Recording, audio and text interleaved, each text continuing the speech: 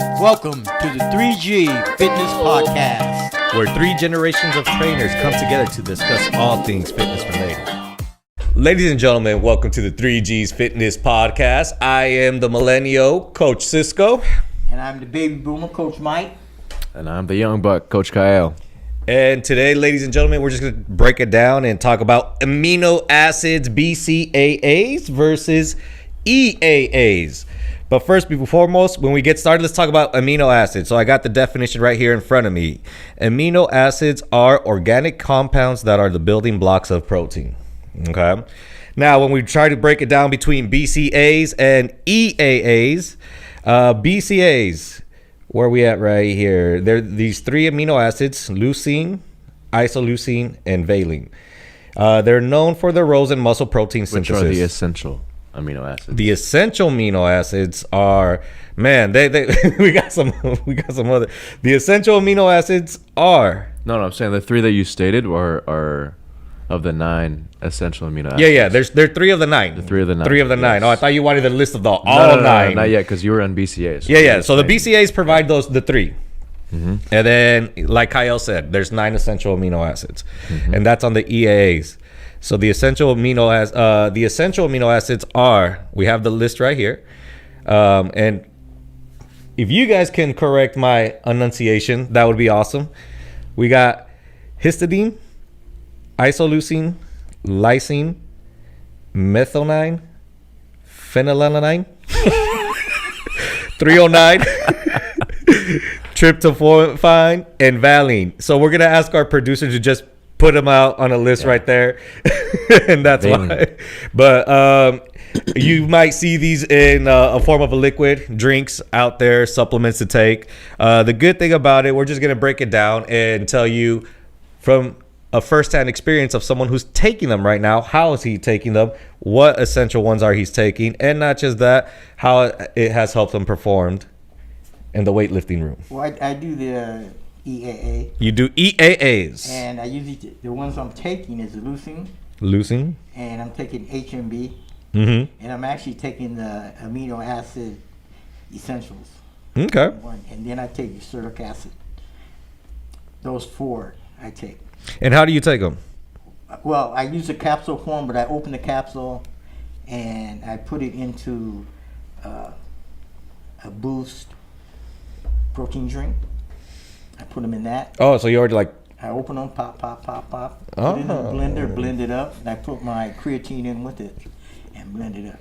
So you take them all at once? All at one time in the morning before I hit the gym. Before your workout. I was going to ask, is it before or after your workout? So. And I see a lot of growth, not just in size but in strength. So you've actually been seeing some of the benefits. What's that? You've been seeing some of the benefits Oh yeah, I've gone up on the deadlift. I've gone from 405 to 450, probably within the 2 months that I've been on about 2 months, because the creatine I'm taking, I started off with 5 grams, Mm-hmm. and then now I'm taking 10 grams. See, but you take it all at once. How do you know it's the amino acids that's working? Going inside me. So I just hope it's all kind of like moving around. So, whatever it is, it's working. But it's working. Okay, what's the difference if I take all, in a handful or whatever, and just take them? What's the actual difference? No, the reason why I say that is because, maybe you're not giving creatine enough credit as you are EAAs. I'm giving creatine a lot of credit. Oh, okay. I didn't say it. I'm not. I'm giving it a lot of credit. Yeah, Definitely. but so the amino acids are what you feel. Wait. So let me ask you this, because you have a lot of great muscle memory. In the past, when you've taken a break and gotten back into it, you never taken any of these amino acids, BCAAs, right? So this is something that's new to you in the last 2 months. You have to remember, back when I was younger, we didn't really have these supplements and stuff like this. Correct. Okay, we had protein. Steroids. Oh. We had protein, but we didn't have, these amino acids, it wasn't like the way it is now. Yeah. Okay, Yeah. so I never really. Well, I it's never really took it. it's studied like crazy, right? So now things are a lot more.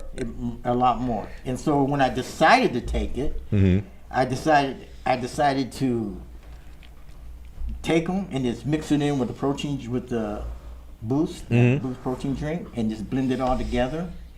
So I do get my protein from that, and because Boost usually runs about 20 grams of protein per bottle. So I take 2 bottles. Okay. And I mix it in, and I mix it all, blend it in all together. And then since I've been doing that, I've been getting a lot stronger. And I also see my size. So you're just a supplement machine right now, is what we're getting at. Basically. But the whole point with like the amino acids is pretty much just going to help with the protein, right? But you also got to remember when you get older, you take in less protein. Exactly. That's what I was going to lean with too. And then not just that, with the amino acids that you're taking, it's also helping you like with your muscle recovery as well too. Recovery. Muscle fatigue. But you still, I take 3-day recovery days out of the week. Yeah. And But so, I mean, for you to get back, So are you still taking those amino acids on your days off? On my days off. On your days off. I take them 7 days a week. Okay. See, I've never taken essential amino acids, but I've taken BCAAs. And it's been a minute, but it was like in the beginning of my fitness journey where I think when I was doing research, they said that you want to drink BCAAs as an intra-workout to help mitigate like muscle breakdown too much. But I fell off of that because what I had was way too sweet. And I just like drinking water. So I was exactly like you. I would take them too, and I maybe did it just for about 2 months. This was over 10 years ago, and it was just like. But to me, it kind of I felt like it kept my energy levels pretty good too. Like I didn't feel like I wore out too much. But the same thing, I'm not big on drinking throughout my workout back then. Now, shit, I can drink a gallon throughout my workout. But back then, I felt like I was constantly drinking through it or anything like that. And things have changed and whatnot. But it's funny because it's one of those where I stopped taking them for a reason. Kyle, why did you stop taking them for a reason? And I have a feeling I know why, but like, Sure, I just said it. Yeah. Oh, you said it was sweet. Yeah, it was too sweet. It was too sweet, right? Yeah. But like, I feel like I didn't need it because I already was like focusing on protein already. There you go. Obviously, that's amino acids. That's building block of a protein.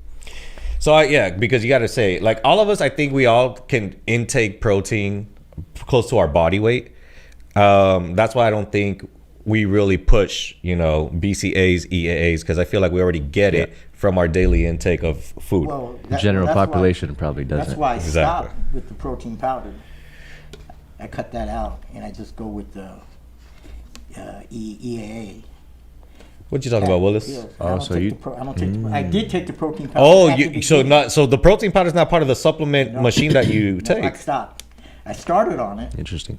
And I was taking it, and then when I made the transition over to the EAA and the creatine and all that, I stopped taking the protein. But then I was also taking the liquid Boost, which was giving me it's pretty much the same, right? 40 grams of protein. I mean, at the end of the day, it's gonna always be about making sure you're getting your protein in. I would probably say, most of our protein we get from our food, but like how Kyle was kind of alluding is that the general population probably even struggles to get protein in. So supplements as BCAAs, EEAs are very quick and simple. Like you don't have to cook anything. You literally just, like how you said, pop it, take it, and you're good and whatnot. But I just do feel that if you are already eating the proper amount of protein, if you're eating your 3 to 5 meals a day, you don't need to be taking these supplements. That's one thing I tell my clients. Will it hurt you? No. If you're not on the proper, intake of a diet or anything like that, then definitely go for it. But if you are getting close to your weight in grams of protein on a daily intake, you should be fine, Yeah. So it looks like EAAs are basically the same thing as whey protein. It's just so I looked it up. Whey protein is a complete protein source containing all 9 essential amino acids, which is also EAAs. But it says EAAs are often favored for their faster absorption. That's why, and lighter digestive load compared to whey. And so it's important. You substitute it for the same thing. What do you think you should be taking a day in protein? About how many grams? I'm like Kyle on this body weight. Whatever your body weight is, About 1 gram. Yeah, 1 gram. If not, then I would probably, if you can't get to 1 gram, try to aim for about 75 to 80% of your body weight in grams. And then that way you should be there. If you're doing more than that, which I know you're probably going to tell us you're doing like 500 grams a day. I saw that face.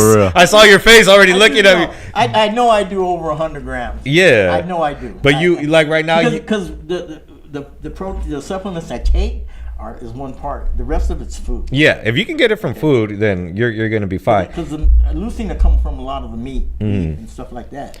So, and like I said, it's the protein. We're always going to say, and I think we beat this down. It's probably the number one, pretty much source of macro that we all push. Yeah. When it comes to dieting. I want to go back to that leucine though, because that's a good point. So, do we know how much leucine we get from meat? Like, what do you mean, percentage wise? Or so I think they say, if I'm not mistaken, I gotta double check on this, but I think it takes about a pound of meat for you to get 2 to 3 grams of leucine. Or am I talking about I was creatine? going to say 5. Let me look it up. Hold on. a pound of meat? Yeah. You were thinking it's gonna take 5 pounds of meat? I might be talking about creatine. Hold on, give me a sec. Give me a I sec. thought it was 5 grams. I mean, regardless, I mean, protein just is going to check. be super important, and one of those things. Just kidding. I'm talking about creatine. You are Anyways. talking about creatine, right? But no, we're like, but then if you guys are lacking protein, if you guys are lacking all those things, there could be major downfalls or anything like that. And even if you're lacking these essential amino acids, there's a clinical downfall to it as well too. I mean, one of the articles that we were reading in earlier, I'm going to quote it right here, and then we'll even put the link up there so you guys can click on it. Says, clinical symptoms may appear during states of inadequate intake of essential amino acids, such as vomiting, low appetite, and then these symptoms may also include depression, anxiety, insomnia, fatigue, weakness, and growth stunting in the young. So it's the And lack of amino it's acids. the lack of, Yeah. Once again, if you're lacking amino acids, you're probably lacking protein intake. If you're lacking protein intake, they go hand in hand, and that's what happens. That's why I think it's essential for people to get this, whether it's through supplements or through food intake. And like I said, Mike has been someone that's walking around, getting good results on it, getting his fitness journey back. You know, Mike is trying to catch up to me in strengths, and I think he's getting close to it because he is on a proper intake. So, you guys, any final words on BCAAs, amino acids? I'm going to catch him and pass him. I already know it because I feel it. You know, I feel it when I'm in the gym. I feel the strength coming. You know, I'm comfortable. I feel good. Uh-huh. I know my technique and everything is perfect, is right. Yeah.